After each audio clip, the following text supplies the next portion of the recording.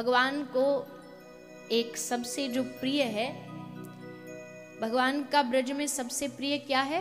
भोजन में, खाने में माखन। उस माखन चोरी की भगवान ने लीला आरंभ की। माखन भगवान को क्यों प्रिय है? क्योंकि माखन जो होता है वो बड़ा मुलायम होता है और बेरंग होता है, एकदम श्वेत सफेद। भगवान कहते जब हमारा मन भी उस माखन के जैसा बन जाता है तो श्री ठाकुर जी हमारे मन को स्वीकार कर लेते हैं। और असल में माखन तो सिर्फ बहाना था, असली मकसद ठाकुर जी का गोपियों का मन चुराना था, चित्त चुराना था।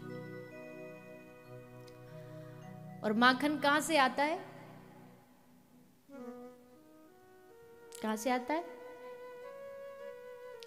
गौ माता से।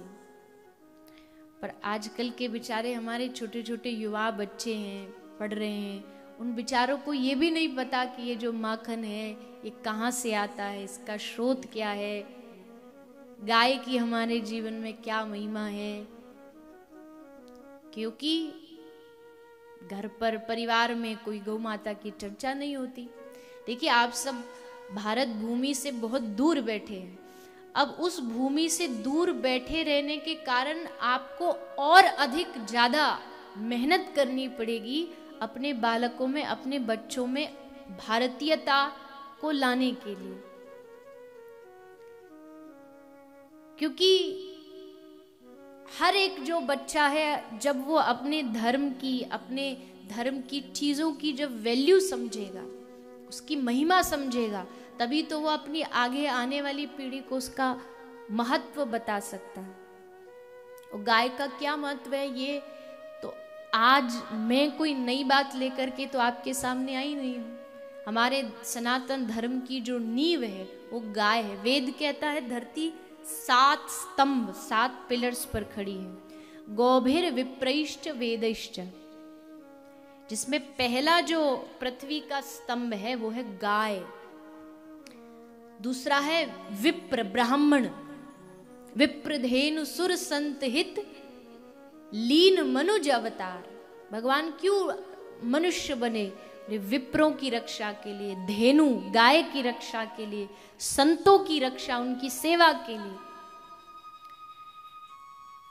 लेकिन आज उन्हीं चीजों में कमी है। विप्र माने ब्राह्मणों का जिस प्रकार सम्मान होना चाहिए उसमें कहीं कमी है।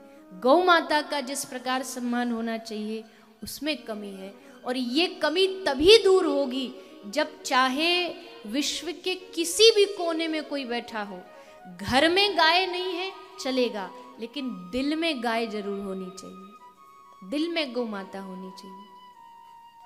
परेशानी ये नहीं है कि हमारे घरों में गाय नहीं, परेशानी ये है कि हमारे दिलों में गौ माता नहीं है।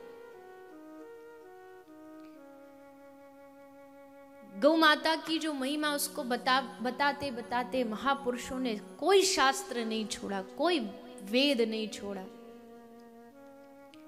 बताइए दुनिया का ऐसा कौन सा प्राणी होगा जिसका मलमूत्र तक भी पूजनीय हो? कोई है आपकी नजर में जिसका मलमूत्र भी पूजा जाता हो? लेकिन गौ माता एक अकेली ऐसी जीव प्राणी है जिसका मलमूत्र, लक्ष्मी का वास है गाय के गोबर में।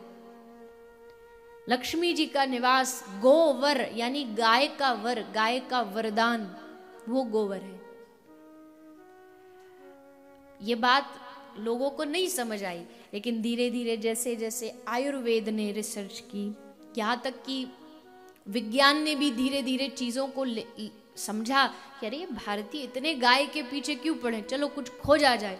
तब उनके द्वारा जो खोजा गया, अब विज्ञान आकर के हमसे कहे कि हाँ गाय में ये है तब हम माने, और शास्त्र कहे न माने, ये तो पागलपन है। शास्त्र हजारों लाखों वर्षों से जो अनादि है वो शास्त्र कह रहा है कि गाय की क्या महिमा है, लेकिन फिर भी हम नहीं समझते।